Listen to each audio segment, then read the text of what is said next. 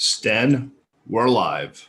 Thank you, Larry, the Liberty Guy, and welcome to another edition of In the Dugout. I am your host, Mike Stenhouse. Today in the Dugout, we'll just go with your basic Red Sox cap to kind of keep with my navy blue theme today. You know, you got to dress properly. You know, you're going to do these things when you're a low-grade YouTube star like us. So anyway, welcome to. So we got a lot to cover today, but again, we always invite you to participate. This is a show that my thoughts are secondary to yours. So if you would like to join the show, I'm going to pull up the well, if I can't quite find the image. Larry, would you mind pulling up that image for me when you can?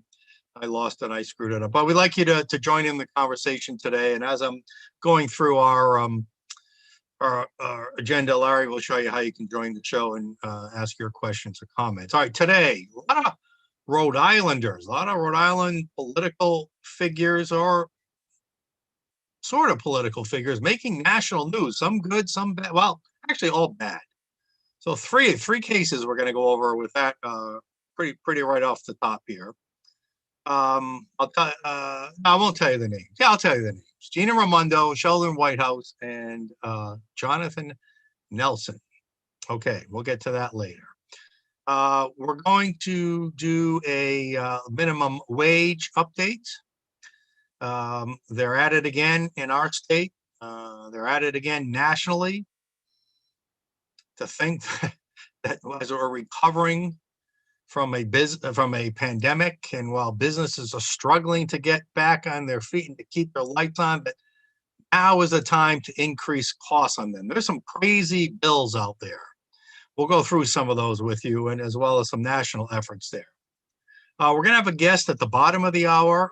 Paul Duclos will be back with us. He works for a Barrington Veterans Group, or he organizes and runs a Barrington's Veteran Group, who are upset that a flag pole above their memorial run by the town include the Black Lives Matter flag.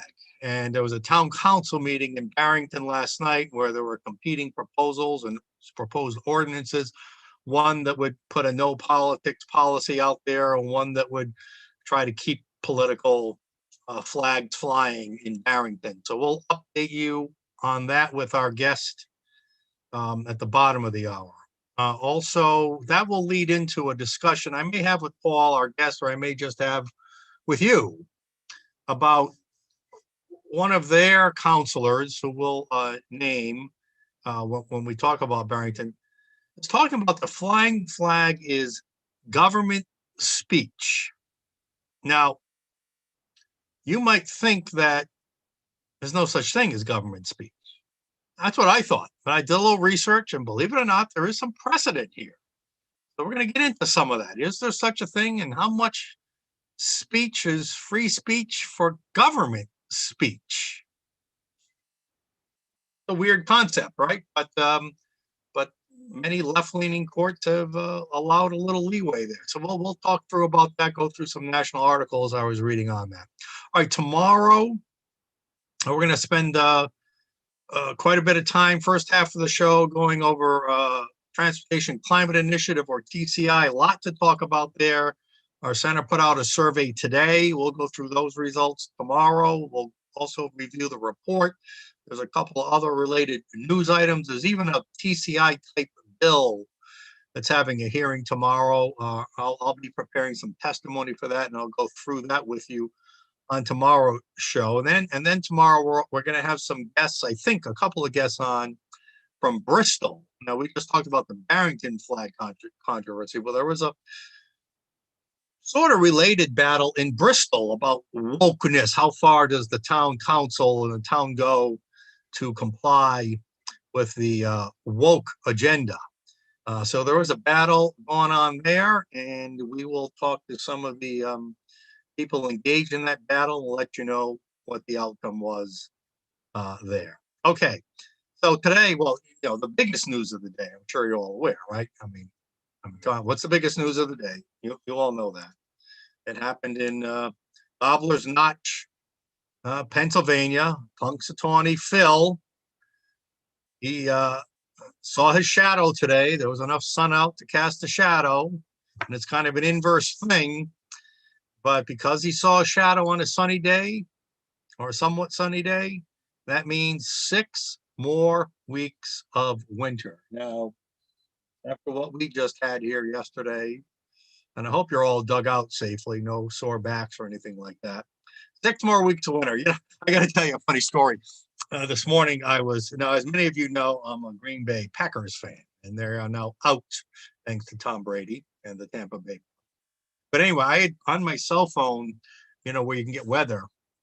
The game last Sunday, a week ago Sunday, was in Green Bay, and I was curious to see what the weather conditions are. So I brought up Green Bay as the city to come up when I brought up my weather app on my phone. And I left it up. So this morning I bring up the weather app thinking I'm looking at Cranston, which is usually where I'm from, usually the weather I'm looking for. And I'm looking down and it said this Friday was going to be 3 degrees as a high. This is not wind chill, 3 degrees as a high and minus 15 as a low. And those same kinds of temperatures were going to be for 3 straight days. And immediately I panicked, like, I don't have enough wood for my wood burning stove this year if those are going to be the temperatures for that long. I might have 3 days left of a normal burn, when the temperatures are in the teens or 20s, but never mind that. So, so I panicked. All of a sudden, I'm looking for going online to look at people who can deliver a half a cord of wood to my house. And then I said, oh no, I go back, it was Green Bay weather I was looking at. There is a massive, massive cold vortex coming down from the North Pole. It's kind of hit the Midwest, Green Bay, right in smack in the middle of that. But I don't think we're going to get it too bad here in Cranston. So that was a little funny story on my panic today. But anyway, Punxsutawney Phil had some bad news. But here's the story. Today's woke left can't handle any bad news. And of course, they believe that global warming is the key. So how can there be 6 more weeks of winter if global warming is dominating our lives? How can that be? Right? How can that be? So there they are. There's some protesting and protesting because of Punxsutawney Phil. I mean, these people, no, this is just a joke. This is just a joke. Don't take me seriously. But anyway, it's just funny how little things like this can set people off. I'm sure there are a lot of people protesting inside their own heads, who just live their whole lives thinking that the narrative of global warming has to dominate every aspect of our life. And it doesn't have to. No political thing should dominate every aspect of our life. But I want to go to another thing that I haven't been meaning to talk about with you on the show for a long time. Just a quick little thing with the media. Speaking of narratives, right? So we have the a lot of people call it the pandemic, right? Whether it was planned or at least the reaction to it, for these authoritarian mandates and shutdowns we've seen everywhere. Well, so here's a headline that was in Providence Business News yesterday, and this kind of headline is everywhere in the news. Rhode Island cases rise by 1.4 thousand over weekend, 19 more deaths.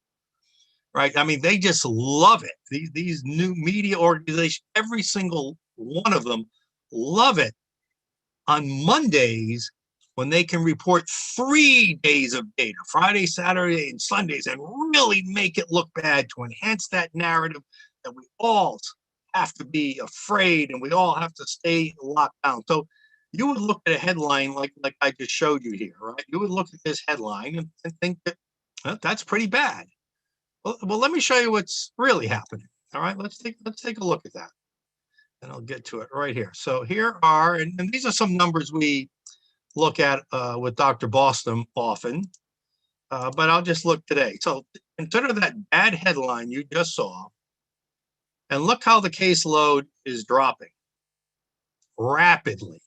I mean, rapidly. Yesterday, just 158 new cases. I mean, look at this drop. deaths going. You can see this downward trend, massive downward trend since around Thanksgiving time. Boom, going down. Hospitalizations almost as quickly going down. We're down to we're down to 307 now in the hospital. They told us it was going to be as high as 2,300 in a good scenario. We never got higher than 514. New hospital admissions, diving, going down. Are we over the hump? I don't know. Intensive care, down. Everything's going down, but the headlines want you to think that everything is going up. And this is just part of the pandemic. This is part of the media narrative that we have to make everybody afraid of of what's going on. We were saying it since last summer. It's time to flatten the fear. This is something that we have to be concerned about, but it can be managed. We've seen that, but the media just wants to advance that narrative of advancing the fear. All right, here's something else that kind of got me a little bit angry today, and so should you, because it's your taxpayer money. I mean, it's just you really wonder who government is for, and we've said it. We know it's today. It's for the special interests and the insiders, patronage jobs. I mean, just look at some of these salaries. So the article in the Providence Journal today was about how incoming Governor McKee is going to have to decide how many of Raimondo's staff he's going to keep. Is he going to have his own chief of staff, his own communications director, or is he going to keep Raimondo? So they listed some of the six-figure salaries out there. I mean, how many chief of staffs do you know? These are Raimondo's current staff. We got David Ortiz as chief of staff. We got a deputy staff, a deputy chief of staff, a deputy chief of staff. We got a chief performance officer at 169,000 plus. What the hell is a chief performance officer? Anyone have any ideas? Put it in the YouTube comments. I'd be curious to know what the hell is a chief performance officer? I mean, I was expecting to see like a chief innovation officer, because we know how much Raimondo was big on the innovation thing. So, it's easy. Your tax dollars at work. We really hope that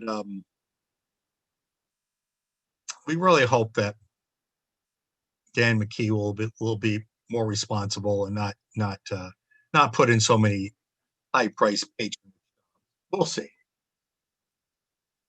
Dan McKee presents as if he's going to be different from the status quo, but until we actually see what he does, we won't know. Okay, we mentioned that there were some prominent Rhode Islanders in the news. So here's the first story I want to show you.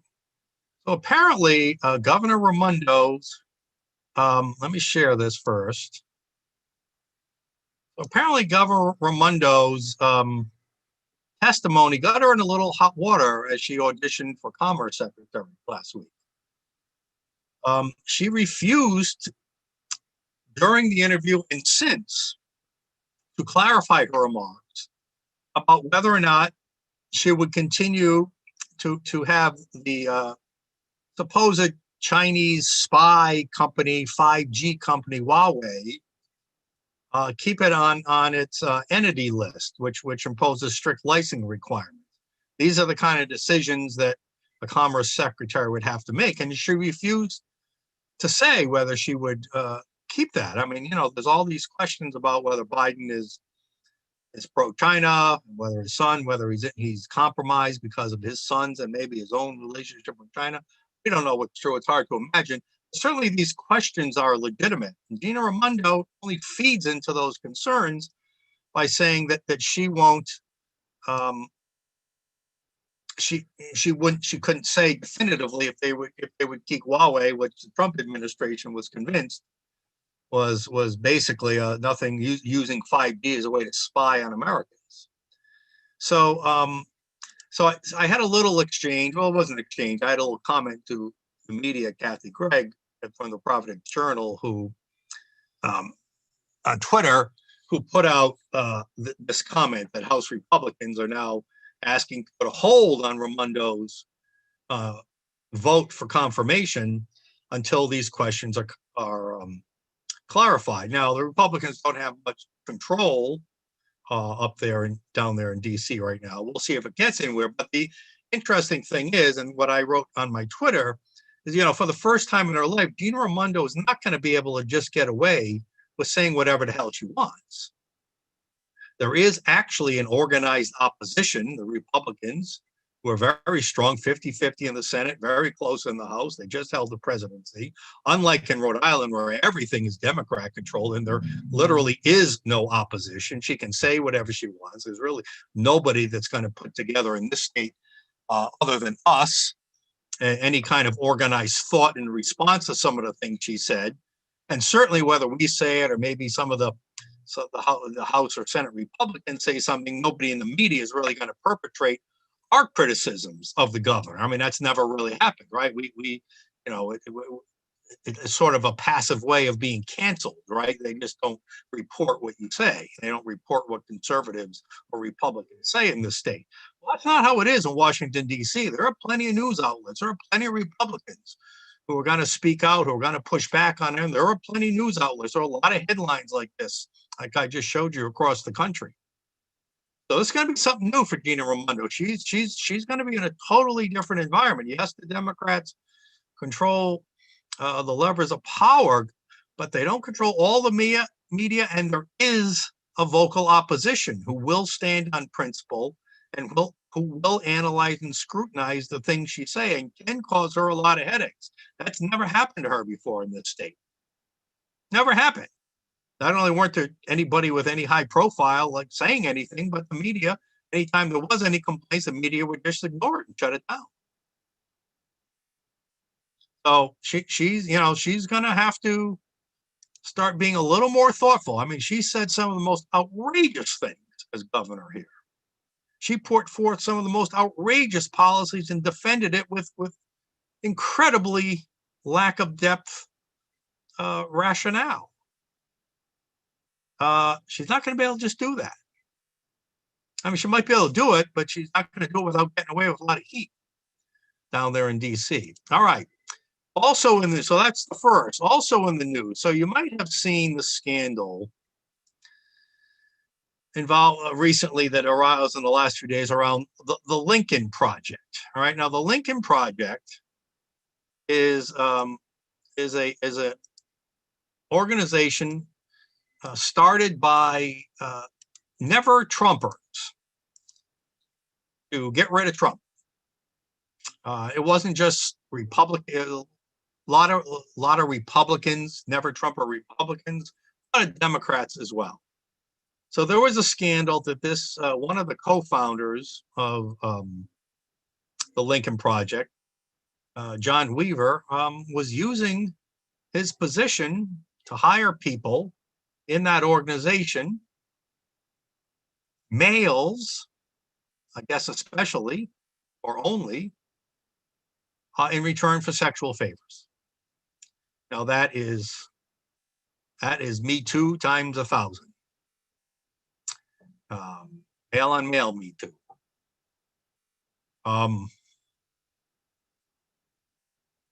Predatory sex trafficking.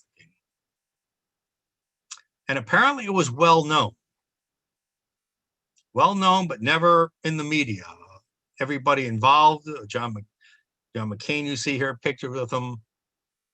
Here's a Washington Post story talking about how the other Lincoln Project members are disavowing now this John Weaver. But it was a well-known, from what I read elsewhere, it was well-known to everybody. Now, one of the major investors in the Lincoln Project was a millionaire Rhode Islander. Did you know that?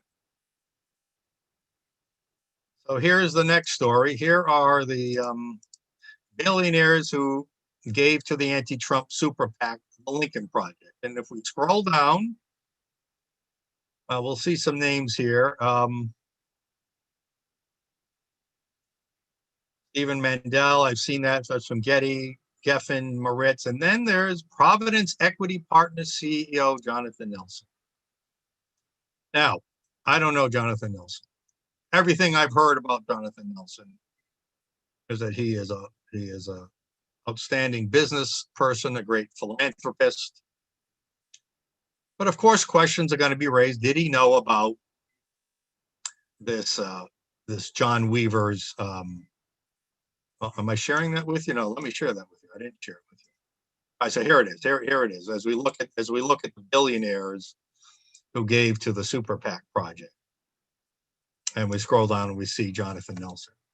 Now, I'm making any accusation here, but it's a question.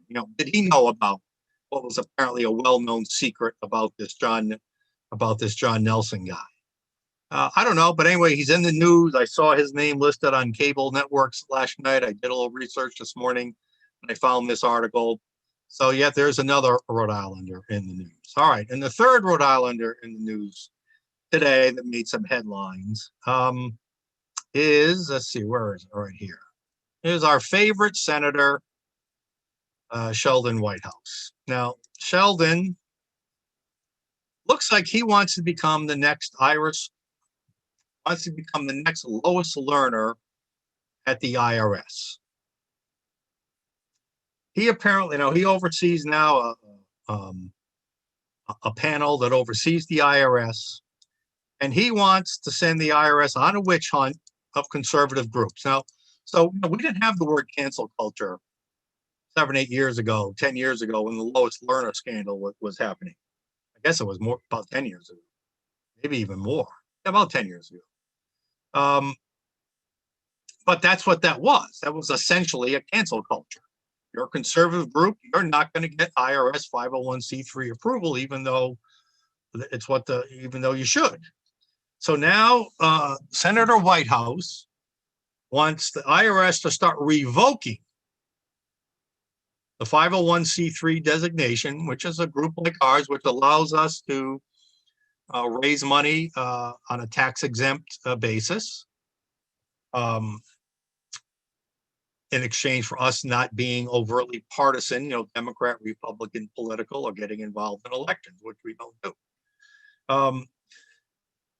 But now the cancel culture is reaching to the point where Senator Whitehouse wants to start pressuring the IRS to revoke 501c3 status of conservative groups. From this point, it's Turning Point USA, which is a large student organization. I think they've got maybe 250,000 students, members across the country.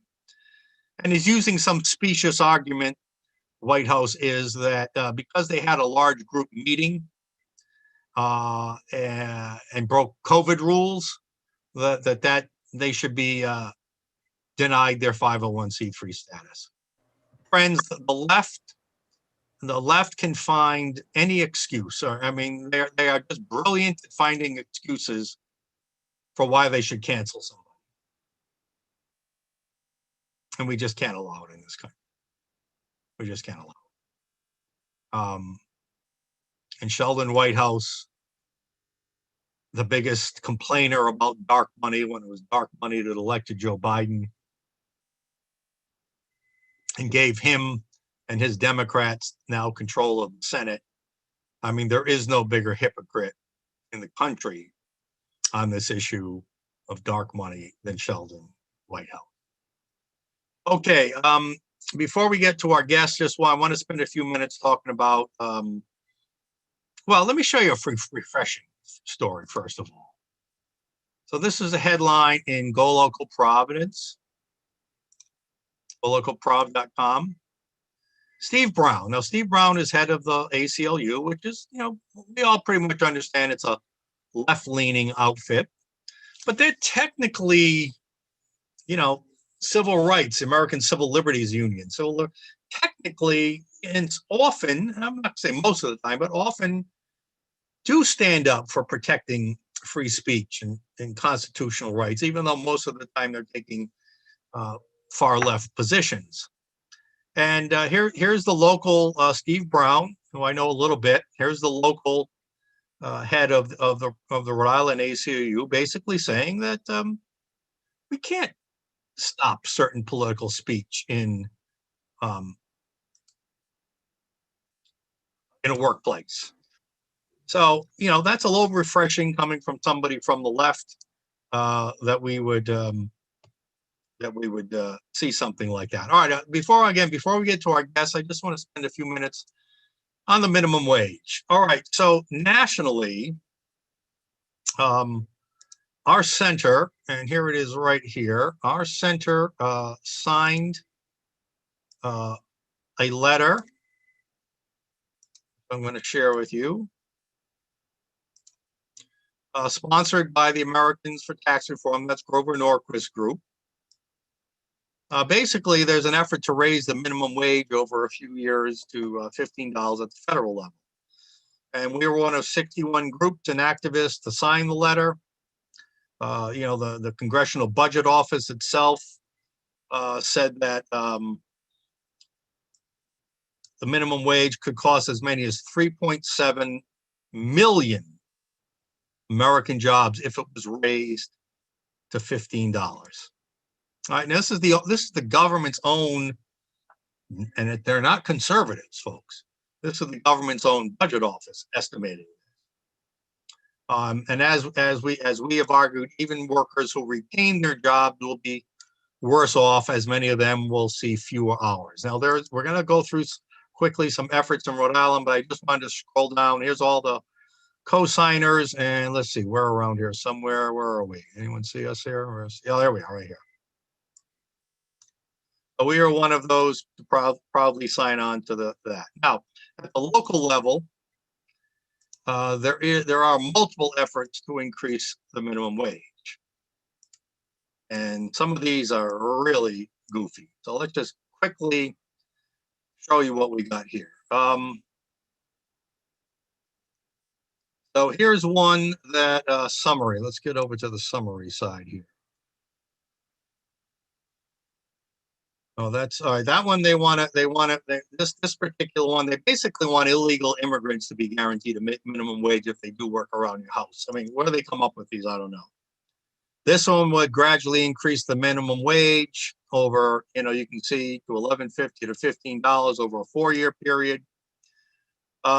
This one would do it a little more, would be roughly the same thing. Here's another bill. Now, this is the one that isn't the worst of them. This one would increase the minimum wage based on the consumer price index only. So if the consumer price index goes up 2 or 3% or less than 1%, that's how much the minimum wage goes up. The beauty of that, and again, it's not beautiful. It's not that we support it, but it is interesting, or it's less harmful because of two things. It doesn't raise it as quickly, and two, it provides some certainty, right? And it means you don't have to come back to it every year. The trigger is automatically built in. We don't have to do legislation every year, every other year. And we pass this bill, and theoretically everything's set for the foreseeable future. So that's what we like about that. Here's a resolution to study the minimum wage. We encourage that, but they should study it, but will they take an honest look at it? And then there's this one. Now this is just shows you how bass-ackwards these lawmakers think up there. So this one says, as the minimum wage gets raised, we want to give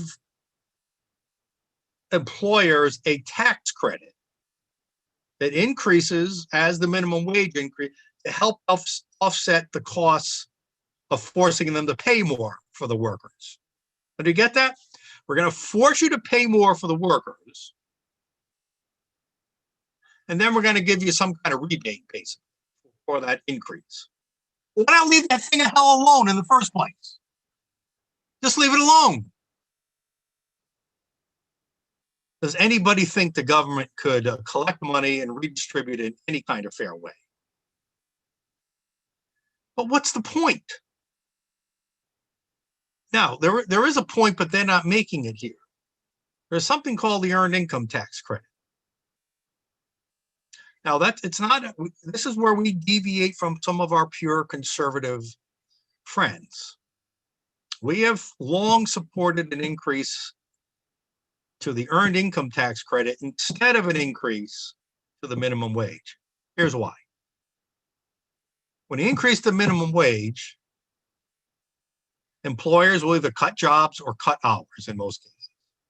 They just can't afford a higher cost of labor. So something's got to give. Either we're going to hire fewer people, or the people who are on an hourly basis are going to have fewer hours. And then they're going to ask more of the people who are there. And remember, when you increase the minimum wage, right now, let's just say it's $11. I don't know what it is. There might be someone earning $14. Well, when you increase the minimum wage to 13, now I got to increase that other person too to $3 above the minimum wage because he or she was making $3 a minimum wage before. So this just snowballs and increased costs across the board, not just for the minimum wage workers. So earned income tax credit. Now, that's the employer now being forced to pay, right? So this is the government telling employers that you have to pay more out of your pockets to help us feel better about ourselves. The earned income tax credit says if you're a low-income family and it doesn't matter your minimum wage enough, if you're a low-income family, we will provide it. And if you're working, we'll provide you with some extra money, some percentage of your work. That's coming out of the government's pocket or our pockets, but still, if the government's imposing a mandate, at least they then have to prioritize that and figure out how to make it work in their balanced budget. So rather than saying employers, you pay the higher wage, this is the government saying we will supplement the income of low-income families or individuals and that's the way it should be. The government should not be imposing wage mandates on employers. If they want to give people more benefits through something to working people, which the EITC does, it demands you have to work, then it rightly should come out of the government budget, and they would have to prioritize that against other spending. Just imagine the folly of this. We're going to increase the minimum wage and then concoct some kind of rebate scheme. Just leave the gosh darn thing alone in the first place. Our economy is suffering enough. We have the worst business climate in the nation. A convoluted bill like this is only going to make it work. Okay, let's move on to our guest. So on our show last Wednesday, what's today? Tuesday. So 6 days ago, we had on a couple of guests who talk about the flagpole controversy in Barrington, Rhode Island, where the Black Lives Matter flag was being flown among a memorial on a flagpole shared by the town hall, a veterans memorial at that. And we had on representatives from the Rhode Island Coalition for Israel, which was against it because of they believe Black Lives Matter has an anti-Semitic bent to it. And also we had on our guest today, who's back, Paul Dukinos.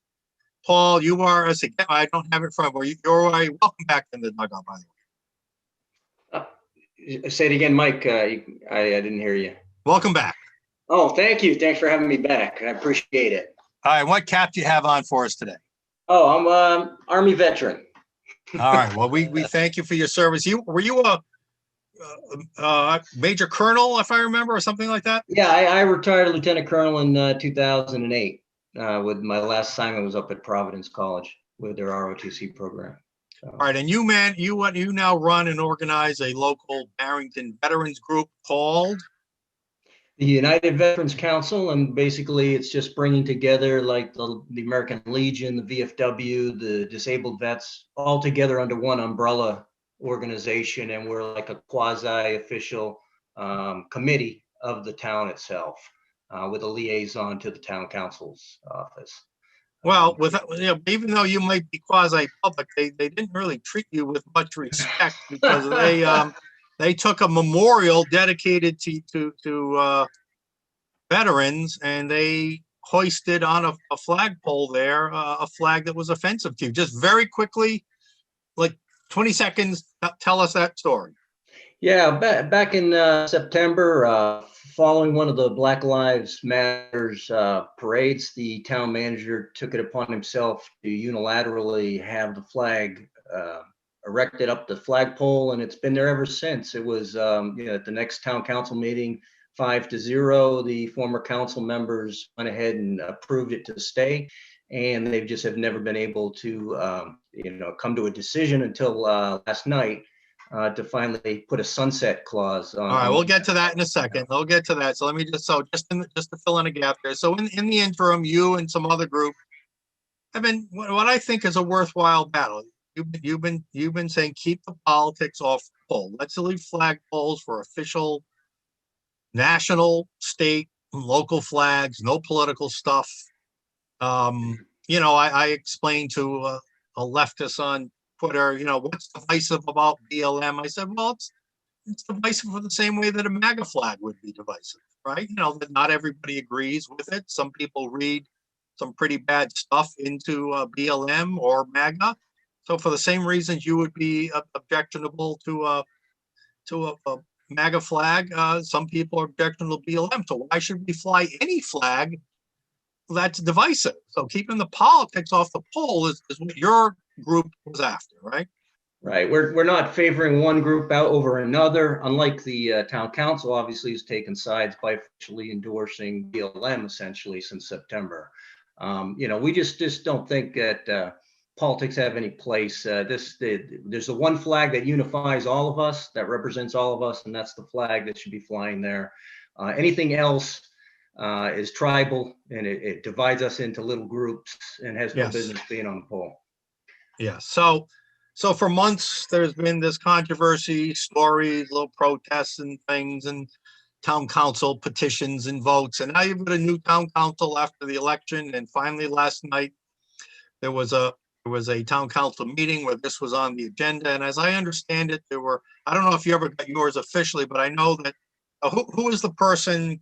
There was the town council members were trying to put forth an ordinance that would allow the BLM flag to stay. You were trying to put forth an ordinance like Warren has that would say basically no political flags, or only these standard flags would fly. First of all, did you get a chance to submit your ordinance for consideration?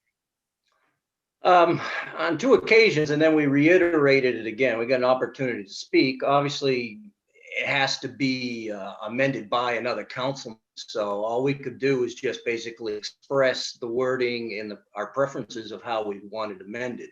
Unfortunately, they didn't seem to see fit to do that, and pretty much went through with the proposed amendment with some minor textual changes, but basically substantively no different than what was proposed prior to. All right, but anyway, so did your proposed ordinance ever get considered? Yes or no? Not officially, no. Okay. Yeah, it was brought up, but it was never taken up, right? Okay. Right. So they had an ordinance that would basically make excuses for what can be flown. So you explained to me in an email that under the new ordinance, or under the new whatever, that the BLM flag is going to fly for another 31 days to March 3rd. Why March 3rd? For the best of my understanding, originally it was just they did it to extend it through Black History Month. But you and I know there's only 28 days in February. So I'm thinking it's to carry it through to the next town council meeting, which meets usually on the first Monday of every month, so that there's no gap in case they want to announce another flag and have a resolution. They could have that proposed and passed just to swap the flags out on the 3rd, or they could vote to extend it, I guess, in theory, if they wanted to. But I think. All right. So apparently the new ordinance would allow requests for other flags to be flown, but there's some buts there, right? Right. It has to be now. The main, I don't know what you want to call it, perpetrator, but the main supporter of the current BLM flag policy is who on the town council?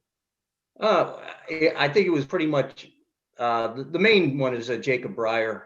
However, the council leans very much to the progressive left. So I think there's only one of five that has actually come out publicly and said that he thought that no politics belonged on the pole, and that, the BLM was not, the flag was not, it was not appropriate place for it to be.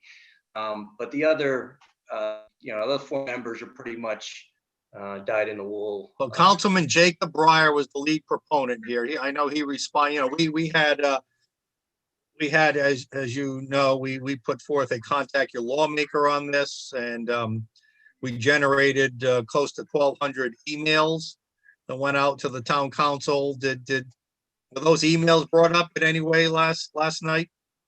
Other than just referring to, we've received a lot of emails on this topic, but other than that, they But it didn't seem to sway them that the voters were against them on this. No, and we had a great turnout too, as well as far as supporters. I would have to say that it was pretty much an even split mix on those that wanted our version of the ordinance, which would be no flags other than the official ones. Yeah, politics off the pole. And then those that were, who felt they didn't care about any connections to any national organizations. They just felt that was the value statement our township made. All right, so back to what's going to happen moving forward. They're saying that requests for flags to be flown will require sponsorship by a member of the town council or the town manager, and then I guess followed up by a resolution passed by the town council. Correct. So they're sort of democratizing it, but it still needs the sponsorships of one of the lefties on the council, right? Right. You've got to find one of the council members to be your sponsor, and then they'll present it through the body of the council, and the council will have to vote on it, yay or nay, whether it gets a resolution and gets to be flown. So we are obviously encouraging all of our supporters to immediately think about what their favorite organizations and events and heritage things that they like celebrated, and to immediately start working on forwarding flags to be flown. Well, I don't know if you saw our call. Did you, were you happen aware of that with what we did? No, refresh my memory. No, we didn't discuss with you. I just didn't know if you caught it. Well, let me show everybody this here. So this is we clipped out Rhode Island Center 4. We clipped out our little picture, and we could just take our logo and turn it into a simple message: freedom and prosperity. Now, who could be against freedom and prosperity? It's just a message. To use Councilman Breyer's organization, it's not an overt endorsement of the organization. It's a value message. So I would, and if you can get approval of that message should be flown, we will make a flag for you. And I would ask that. That's a great message, isn't it? I think so. And I actually have a flag made 3x5 of our message too, as well, that we had mentioned previously having flown, but we put it on hiatus. What was that message? Oh, just respect the flag, keep politics off the pole. Oh, okay, yeah.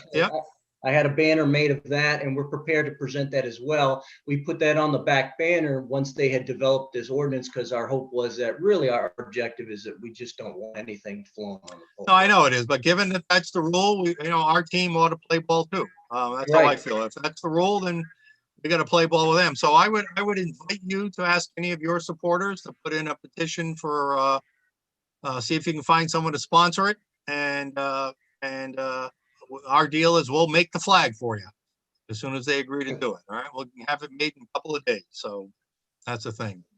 All right. Great. So any other thoughts on what transpired last night? I mean, should Barrington residents be happy that democracy was upheld yesterday? I think probably the biggest thing that was disappointing is it was really just political theater, in the sense that the council members appeared to have their minds made up before they even invited public comment.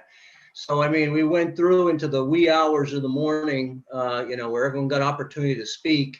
And there was some very compelling arguments, and I just felt like they fell upon deaf ears. And I think what bothers me the most is that they are promoting inclusivity, and yet they are dividing and ignoring large segments of their population.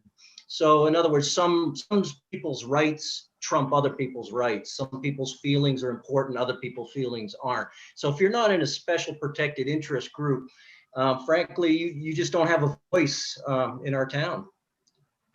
Well, and that is the problem of that. So let me, would you like to stay on and rather than me give a monologue, how about engaging in a discussion on a related topic with me? Sure, not a problem. All right, and so I'm going to segue here by, hold on, looking at this.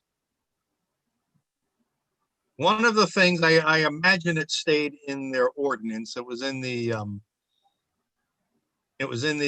original ordinance. Municipal flagpoles and flag raisings are forms of government speech. You ever heard that term government speech before? Yeah, I don't think so. I think if they're the representative of the people, they're speaking for the people. So if it's government speech, it's synonymous with the people's speech. And it should be all of our speech. Well, that's the thing. If government is representative of people, then it should be representative of all the people, not just, like you said before, the ones who agree with the special interest agenda. Now, yeah, there's so many delicious ironies here with hearing them promote government speech. Of course, governments aren't people, and of course, it's not protected speech under the First Amendment. Now, I'm going to get into that in a second, but I mean, again, you're probably not as political as I am, but when it comes to studying, policy and stuff, but I'm sure you remember, again, probably 10, 11 years ago on the Citizens United case. Basically, the Supreme Court said corporations have a right to speech, and that means they have a right to contribute to whatever campaigns they want to contribute to, legally, according to state laws and whatnot. And the left went crazy over that. Government aren't people. The First Amendment only applies to people. And now to hear them say that the First Amendment applies to government, oh my God, is that delicious hypocrisy or what?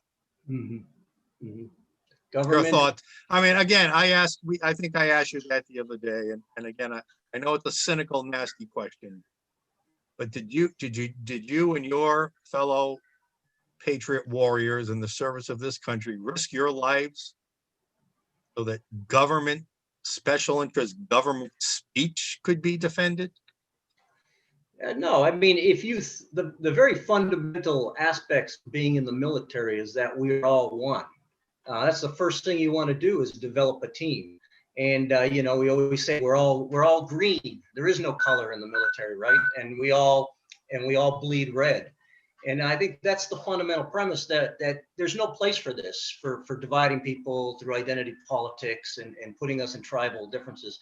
And I think even the Secretary of Defense, the previous one, Esper, before he left, he had actually passed a similar flag policy for all DOD installations and facilities, and it basically said you can't fly anything but official flags. And the way the press spin that, they said, oh, look at this. This is good. You can't use the Confederate flag. You can't display the Confederate flag on military bases. And that's fine. But you also can't fly the rainbow flag. You can't fly the BLM flag. You can't, Well, so. Speaking of the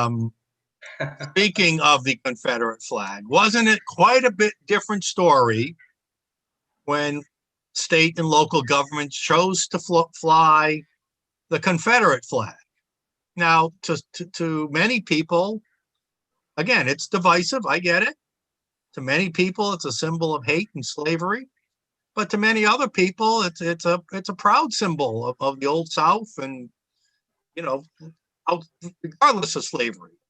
Actually, that particular but the government, I didn't hear the left talking about government speech back then. Did you? No. And that banner was the battle flag. And so it's actually, it actually is on Confederate graves. The little flag is flown, as for the Confederate war dead. So for some people. But you and I both understand how divisive it is to other people, right? Sure. So it was probably right to take it down. There were arguments against it, but because it was divisive, is why public opinion politically forced these flags down. But here in Barrington, like Larry just saying, we had 1,500 emails generated, was politically divisive, but yet the left doesn't care.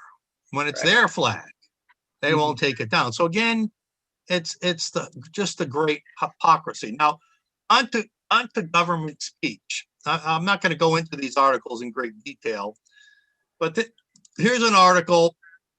It basically says that there is a government speech doctrine that many courts have upheld that basically say, yes, governments can decide if they want to fly message oriented. They don't use the word divisive, of course, but if they want to want to do it, monuments are sort of, something themselves. They say, hey, if you're going to promote a certain monument, why can't you fly a certain flag?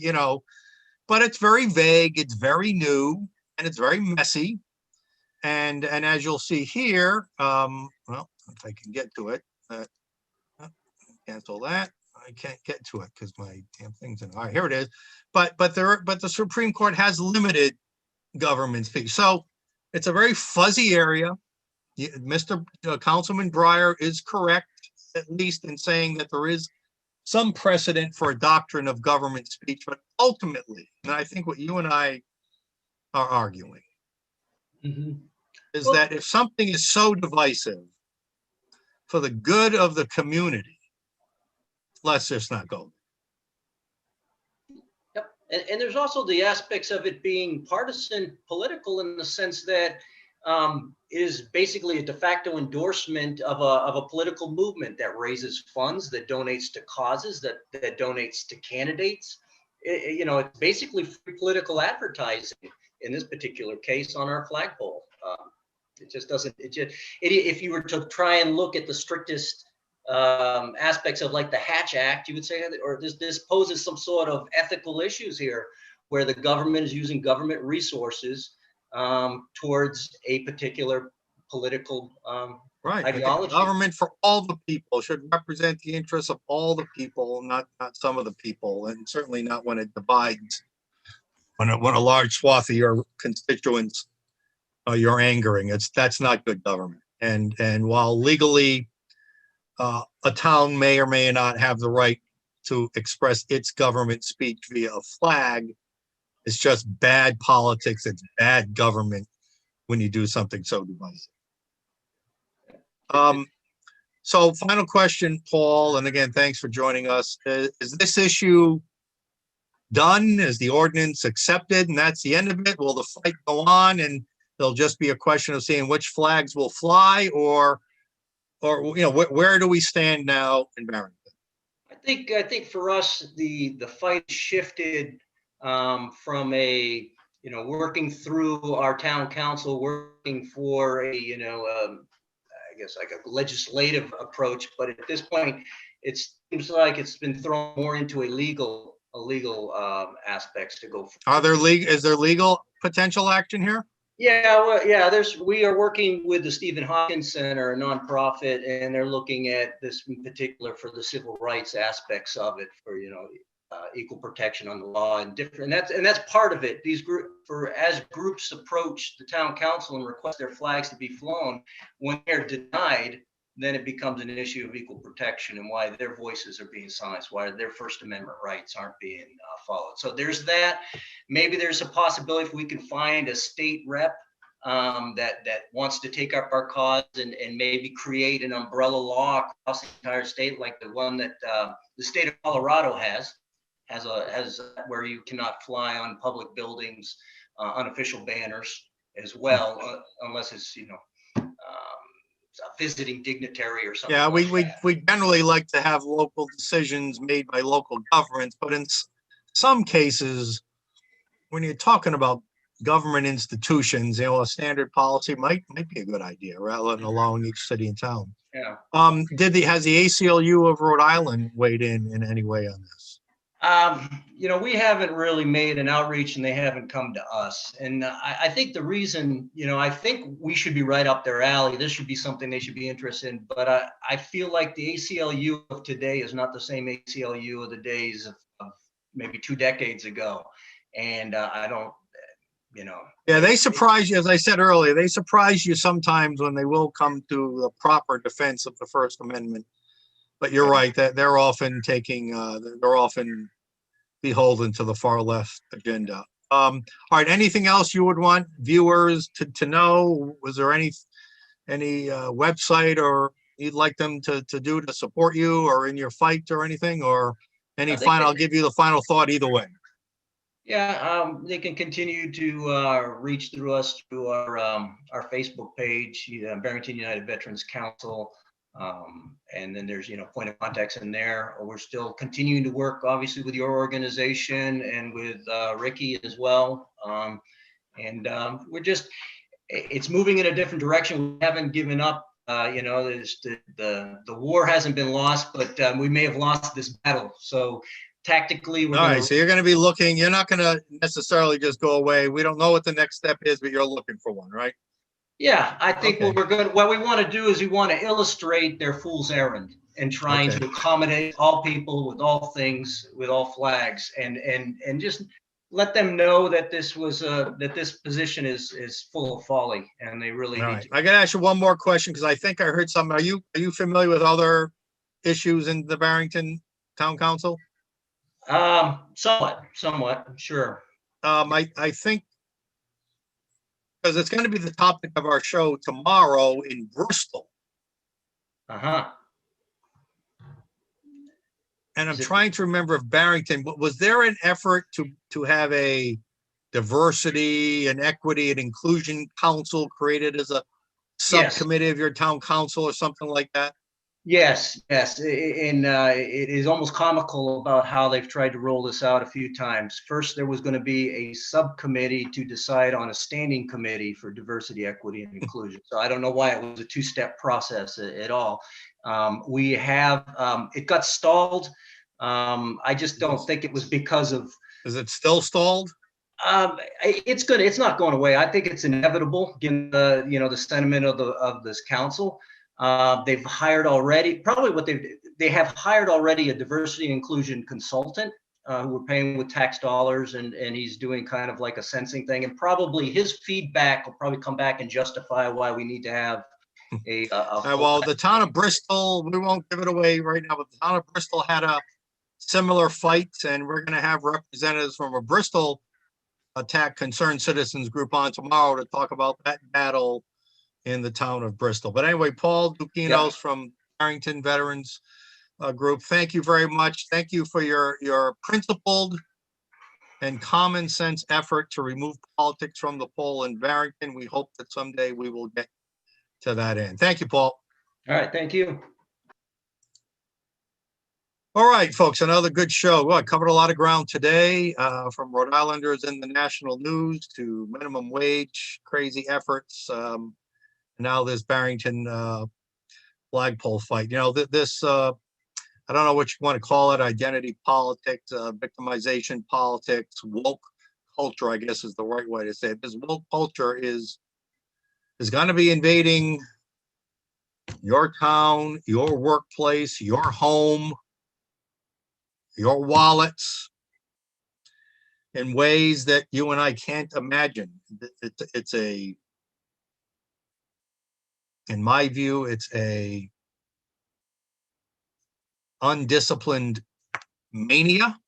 It could go any way, any which way. And with the media breathlessly supporting these woke culture initiatives, lawmakers are afraid of negative exposure, so they will do anything to avoid negative media exposure, which means they will just give in to the woke culture. It's very hard to find principled lawmakers willing to take a stand. You know that we'll take a stand. You know we're not afraid. We'll take the arrows for freedom and liberty and freedom and prosperity. That's our job, is to take those arrows.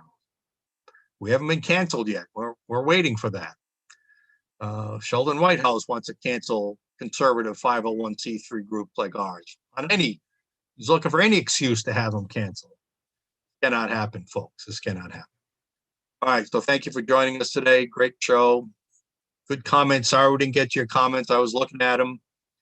I'll read the last one here from our friend Roland. I just wrote to them. I assume to them means the Barrington Town Council, and asked if they would fly the unborn Black Lives Matter flag. I don't know if there is such a thing, and I don't know if that was a joke or not, but the point is made. If this, why not that? If Black Lives Matter, why not a MAGA flag? If Black Lives Matter flag, why not a freedom and prosperity flag without our corporate stuff around? Good questions. We'll find out. All right, from the Dugout, Mike Stenhouse.